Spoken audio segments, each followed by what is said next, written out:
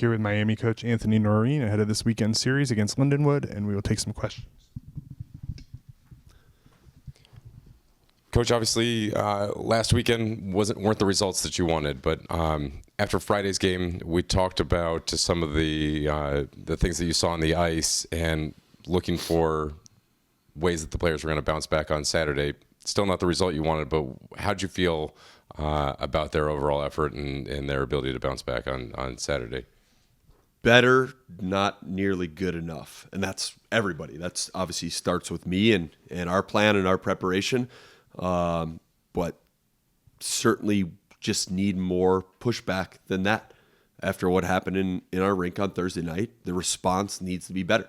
Bad things are going to happen, and these guys are going to hear me say it a million times. Bad things are going to, whatever can go wrong is going to go wrong at some point.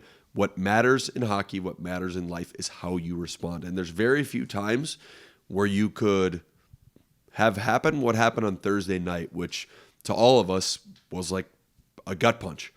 And, you know, a little bit embarrassing, a little bit, hey, all we've worked for, all this. And you very rarely do you get a chance to respond in those situations and go hit the guy back. You know what I mean? It just doesn't happen in the real world. And we had that opportunity. And did I think to some degree we did? Were there opportunities to tie it right till the very end? I mean, we had the goalie down and out, pucks laying there. Some chances, 6-on-5 to tie that game late. We had a breakaway in that game. We had some opportunities. Unfortunately, we didn't get there. And I think, and I know, even if we would have won that game, in our analysis would have been the same. We still feel like that killer instinct, that jump, that identity needs to be better. And listen, that's something that's going to be an ever-evolving, ever-challenging thing for us and for this group. And again, I'll go back to Thursday night's game. You know, it'll start with me and what our approach was, how our week was. We've got to be self-evaluators, even more so than the players are. So that's where, from Thursday, but from Thursday to Saturday, we've got to find a way to be better and have more pushback and more fight in that game, and also find the result. From Thursday to Saturday, you also switched up some lines a little bit. You got Artur Turansky in there for the first time this season, and Spencer Cox came in or played for the first time in a few games. So what were you able to do with the shakeup, or what did you see from sort of that shakeup? Yeah, I mean, I think those guys certainly earned it. The unfortunate thing was after Thursday night's game, there were a number of guys that could have come out. There were a lot of guys we decided to give, whether it was they had built up some credibility, body of work, things like that, where we gave them another opportunity. But there's a reason we make practices so competitive, and we evaluate and we talk about our lineup every single day. And I think it's times the guys maybe don't know that. If they ask, we'll tell them. But hey, guys are moving themselves up or down every day. The guys are moving spots. And then when it comes up where, hey, somebody does not perform or an injury happens or a suspension or sickness or whatever it might be, now we've got an idea, okay, who's that next man up? Who's that next 2, 3, 4? Here's the order. And, I think for those guys going in there, it's something that they certainly earned.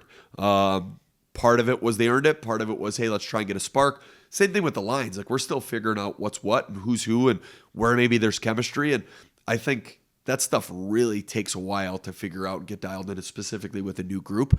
I think it's on us to try those combinations. I think it's on those guys to not overthink it, whether they think in their mind, maybe I went up or I went down or I'm switching positions. Your job is to show up and do your job. And again, if they've got questions, we answer them. We try and be open and honest of why certain things are happening. But ultimately, it's their job to go and perform. And we're going to continue to try and find whatever those right mixes are and that right lineup is. But also create that competition where, hey, when someone goes down or someone's out, we've got that next guy up who's kind of chomping at the bit to jump in. This Lindenwood team that you're going to face this weekend was one goal away from a weekend sweep of the number 9 Wisconsin team a couple weekends ago. What do you see from them, and how do you kind of combat a team that's hot right now? Yeah, and listen, we just played a really good, impressive Robert Morris team that outplayed us. This, to us, from what we're seeing, is the best team we've seen so far this year of the 4 series. They're extremely impressive. They play hard. They've got a really good goaltender. They're good on special teams. Again, you don't go into the Kohl Center and play a Mike Hastings coach team and take them by surprise. Like they're going to be ready to play, and if you beat them once, you're not going to get it the second time. And so I don't think that was as much a knock on Wisconsin and the group they have, which is a really impressive group. I think it's more credit to Lindenwood and kind of just what they are in the early going as a program. And Billy McCult does a great job. He's a guy that I followed up in Tri-Cities, so someone I'm really familiar with, and just the job he does. And good hockey guy, good coach, and his team is prepared. What are some of the keys for this weekend against the team? If you've seen them on film or anything like that, what do you see from them, and what do you see from your team that needs to really kind of do better? Yeah, I just think aside from anything Lindenwood's doing, and again, I don't want to sound like a broken record, but we need to play to our identity more. We need to have more second effort, more push, more work, resilient mindset when things don't go our way. We need to be more disciplined. Like, we need to win races. We need to win battles. Like, no matter what you drop, like, at the end of the day, that's what hockey comes down to. But, I think these are the times, and again, I'll go back to, you guys have asked a lot about captains, like why you go through ups and downs. Like, this is team building time. This is like real time where you see, okay, what is the heartbeat of this team? What is the soul of this team? Who are the guys that are able to elevate and push and drive and play and live to that identity when it's hard, or when we've been pushed, or when we've been punched? And I think this is a really good opportunity. Like, every time we take the ice, practice game is an opportunity. But after what happened last weekend, to be able to come and see and show some of the stuff we've showed this weekend video, have some of the meetings we've had, which, I've just been honest, we've practiced extremely hard. You do that so that you go out and you do the same thing come Friday and Saturday night.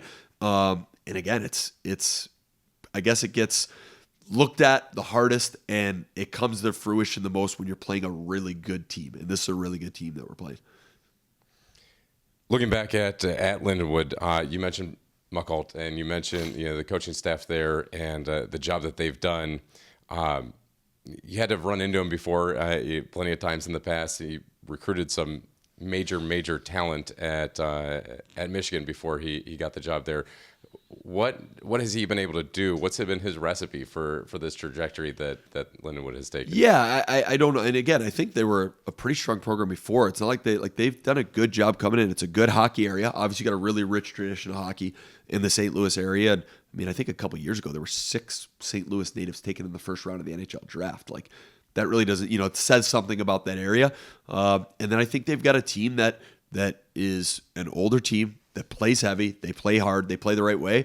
And they've got good special teams and a good goaltender. That's just a really good combination to being a good hockey team and giving yourself a chance every single night. I think that's what they've done every time they've come out so far. Whether they've won or lost, they've been a team that, you've played them. And that's, again, something we've talked about here a lot. One more about them. About you and how you're going to face them. You've got last weekend, scoring was at a premium. You mentioned a few times you had the goalie beat and the puck sitting there, just can't finish it off. Now going up against a really good goaltender at Lindenwood, what can the boys do to put the puck in the net? Yeah, goal scoring is a funny thing, and if anyone ever finds out the magic recipe to it, let me know. But it's like anything else. I think it's part confidence, it's part direction. So there's a lot of guys sitting in that room that have scored a lot of goals before. So you want them to feel like, you want them to go to bed thinking I'm going to score goals and wake up thinking I'm going to score goals and I'm a goal scorer, and not get inside their head and think about it negatively. But the more important part than that is the willingness to do the work and score the goals that you see come playoff time in the NHL, which are usually right around the net front, and they're usually a second, third, fourth whack, and you're usually taking a hit or two or a cross check in order to do it. Those are real hockey goals. And I think the more you do that, the more the pretty ones come out. If you're going in thinking you're going to have a tic-tac-toe goal in a game, like those don't happen very often. And if they do, it's a series of things that leads up to them. Usually you watch the NHL highlights, you see the last 2 or 3 passes. You don't see the play that happened in their own end, or the sacrifice, or the detail, or the structure that allowed them to use their skill going up the rink. So this week has been a lot of putting our guys in those situations. And I think the staff, has done a really good job of making a plan.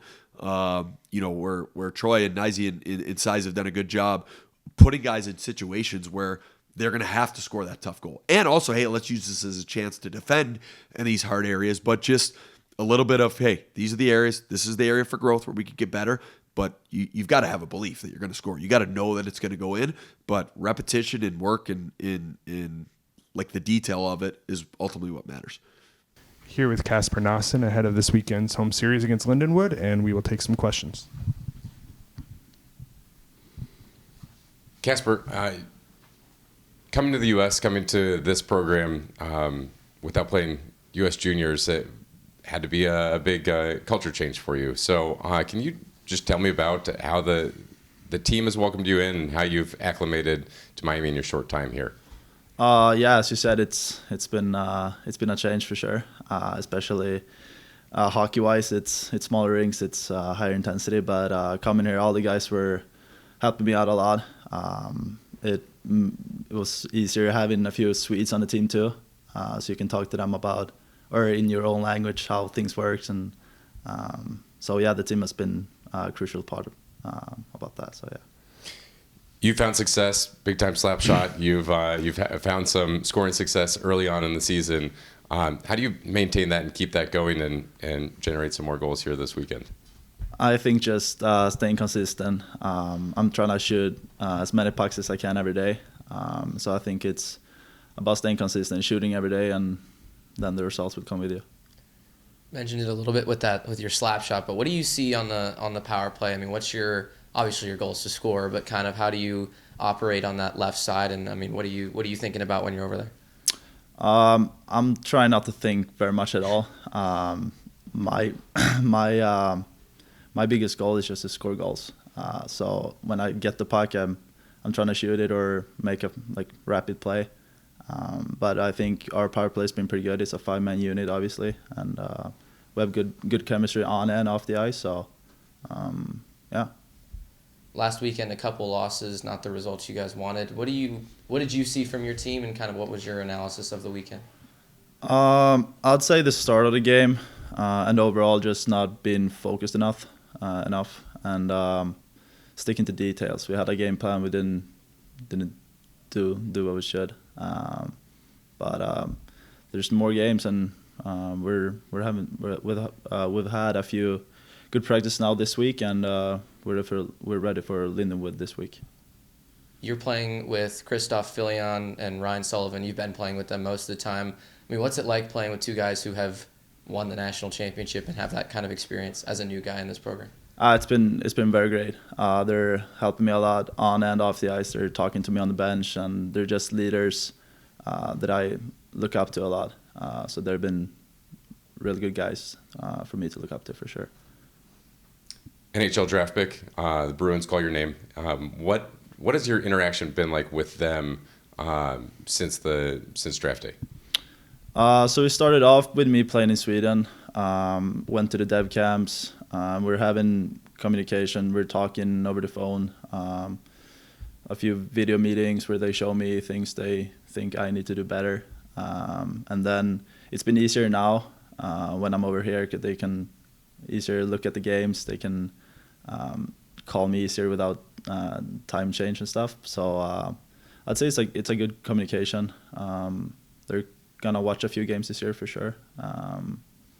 But yeah, mostly calls and video analysis. Obviously, NHL, that's the hockey dream. So, tell me about your feelings. How'd you feel on draft day when you got that call, when your name was called? That was a dream come true for sure. But I've always wanted to be drafted ever since I was a kid. So when I saw my name, I sat at home with my parents and my brothers and watched. I was so shocked and just happy. As I said, it was a dream come true. So I couldn't be happier.